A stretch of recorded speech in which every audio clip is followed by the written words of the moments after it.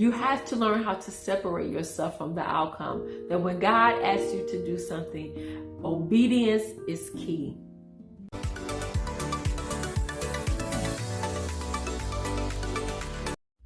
Hello, I am Dorenthea. Welcome to my channel. If this is your first time watching, welcome. I am so glad that you are here. And if you like this video, please subscribe and like. Today, I am talking about stepping out on faith, moving past your fear. See, I am not only a speaker, but I'm also a worship leader. And next to preaching the word of God, I love to sing, and I come from a large family of preachers and singers.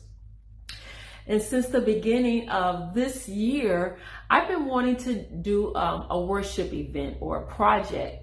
So earlier this year, I had asked my brother-in-law, who is multi-talented. He plays the saxophone and the keyboard, and he sings and he preaches as well. So I asked him to come to my home and we'll just have a worship session, a jam session. And with him and he's married to my sister. And so he and her, we would come together, and I just wanted to worship. And well, anyway, that fell through, and he ended up getting sick and going to the hospital. And so I was thinking, okay, maybe that wasn't meant to be. And then it came to me to have a worship night at my former church. And I just put it out there on social media, asking my Facebook sisters who lived in the area, if I had a worship night, would you come? And so quite a few had said yes. And so I was like, okay, bet. I'm just going to have a worship night. I'm just going to push past my fear. Now, mind you, I've never put on an event before. I've always been asked to speak or sing at other people's, at other people's events, but I never had the courage to actually do one personally. So y'all, I was scared. Okay, I was nervous, but I knew that God wanted to stretch me, and I believe that He wanted me to do this. So, because it's just not me, and so it's just totally out of my comfort zone. Because you just wonder, like, okay, will people come? Am I gonna be by myself? Will it be successful? And so right before the worship night, there's a women's prayer group that I'm a part of on Wednesdays for an hour on Zoom. And I had asked for prayer for my worship night. That actually, it just happened like 2 weeks ago. 2 or 3 weeks ago. And so one of the things that the prayer group leader prayed for as she was praying for me was that women would be transformed and be blessed. And then she also prayed that I would separate myself from the outcome, and that I would be reminded that I did not call myself, but God called me. That part. So I did it. I had this worship night, and there were 30 to 40 women who came, which I was so grateful for. But also a lot of the women who told me after it was, a lot of the women who told me that they were going to come, they didn't come. And so that was kind of disappointing. But the night before, I was listening to a video by Dr. Miles Monroe, and it just happened to be about worship and leading others in worship. He was saying how we can turn worship into a performance, and we need to question our motives. Like, why do we do what we do? Is it to bring attention to us, or to bring attention to God? Is it to be seen of men, or because you want to please God?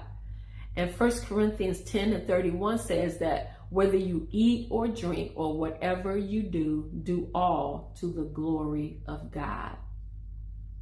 And so I remembered that prayer that the prayer leader had prayed over me, that I would separate myself from the outcome. And a good friend of mine had asked me after it was over, was I satisfied with the outcome, how everything turned out? And I had told her, I said, the bottom line was that God was pleased. And I did what he told me to do. And I was pleased with my obedience. And God was pleased that I obeyed him. And so I separated myself from the outcome, because it's not about me, but it's about God. What has God told you to do and you haven't done it because of fear or the fear of rejection? Because a lot of times we don't do something because we fear that people won't receive us, or that we'll be they won't, so we won't have the support that we desire. And it can be disappointing, but you really do have to change your perspective. Like, am I doing this for me, or am I doing this for God? And so we have to learn how to push past the fear. Do not allow fear to keep you stuck.